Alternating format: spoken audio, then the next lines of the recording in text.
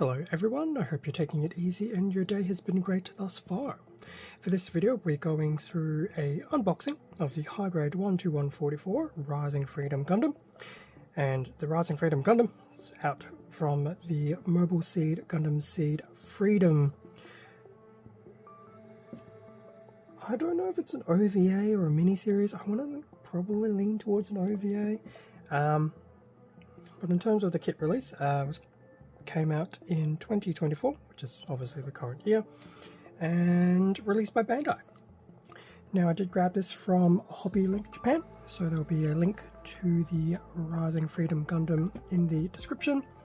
The caveat being, it is probably on back order, but that's just becoming a bit of a normal with Plamo these days.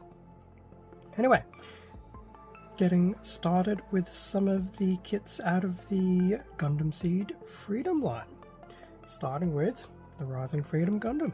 So here we have the front of the box with some very nice cover art of the Rising Freedom, both in its typical Gundam form as well as its mobile armor form, which I can appreciate why people fence it on it. It's an interesting design, but it is what it is. I wouldn't say it's terrible, but anyway, we'll get more into that as time goes on. So that's the front of the box. Bottom of the box, so we have some little dot points about the Seed Action System, which is basically going over some of the articulation the kit will be able to do, followed by the weapons, accessories, gimmicks that the kit will have. Other side of the box, front and rear of the Rising Freedom, a unpainted state of the kit itself. Very interesting selection of that, because I know if the wings were there you would think of something completely different. And then a bit of the story for Gundam Seed Freedom, which I will probably read again later down the track because I actually haven't seen Gundam Seed Freedom, like a lot of other international people who don't reside in Japan. Also, just to put the other side of the box, interestingly enough, it's release 243, so it does make me wonder if it's a continuation of the Seed line, which would make a lot of sense, but I didn't think that we had over 200 Seed kits. Anyway, box done. Time to have a look at the contents. And with everything out of the box, front of the manual. So the first half of the manual is pretty much a replication of the front cover art. The remaining half is pretty much going through the story, information about the Rising Freedom, and Compass, who, once again, I'm not too familiar with Compass. It'll probably make more sense once I read that blurb in English. Back of the manual, so going through the various weaponry that the Rising Freedom has, which is a lot. The Seed Action System and the color guide at the bottom. So it's pretty much white, light grey, blue, red, dark blue, yellow, more grey, well, probably standard grey, and metallic blue for sensors. Now, interestingly enough, I only just noticed it. Staples, which is both a good thing and a bad thing. Front of the more of a booklet design, so good amount of runners to go through. The sticker sheets I will mention, but I will reserve judgment from the build side of things because this is only half of it. In terms of the build, so pretty much going through the head and the body as you usually would. Arms are pretty much a ×2 before they become lefting and righting. Typical waist, legs. The railguns get their own little component, which is hardly unsurprising. And the backpack, which is probably a good amount of build pages on its own. Once you're done with the backpack, pretty much going through the weapons, to which there's a good number of them as well. So it's a decent build, which is always a good thing. And then lastly, the final page will have the information going into the MA form. which, like most Gundams that have a type of mobile armor form, it's just pretty much flip something over and pretty much just, yeah. Kind of reminds me of the wing, actually. So that was the manual. Now, everything else. The sticker sheet. Yes, it's big. And I'm not going to be the first person who's probably going to say this. Probably won't be the last. But yes, it's big. It's probably borders on unnecessary. Now, if these all white bits weren't here, it probably wouldn't be too bad, but at the end of the day, there's probably about, I dare say, 75% color correcting stickers here. Unfortunate because of high-grade kit technology now. To play devil's advocate, I could probably understand, because if you had plastic of all of this, ignoring everything else, just mainly these, so the little plastic sleeves, to which we have seen before on weapons. For the wings, I'd say logistically it probably makes sense.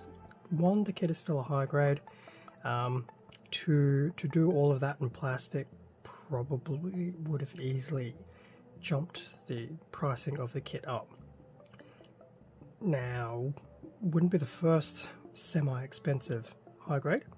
Probably won't be the last, but I guess, especially with the, the Immortal Justice, you probably want to keep them in a similar pricing range. So, Devil's Advocate suggests it's not great, but I think there is some, unfortunately, rational thought as to why those are stickers. Anyway, I will comment more about this once I do the build, which won't be immediate, but anyway. As for the runners, multicolor A runner, white, red, yellow, and some of this very nice, I'm going to say pearlescent blue as opposed to translucent. Be interesting to see if they're doing some of that interesting color resin technology that was present in some of the Metaverse kits. So that was their two Bs, B1, B2, to be or not to be. Now B2 is pretty much a carbon copy of about 90% of B1, which is fine. All in white. C1 and C2, both in blue, C2 being pretty much a full copy bar a few pieces of C1.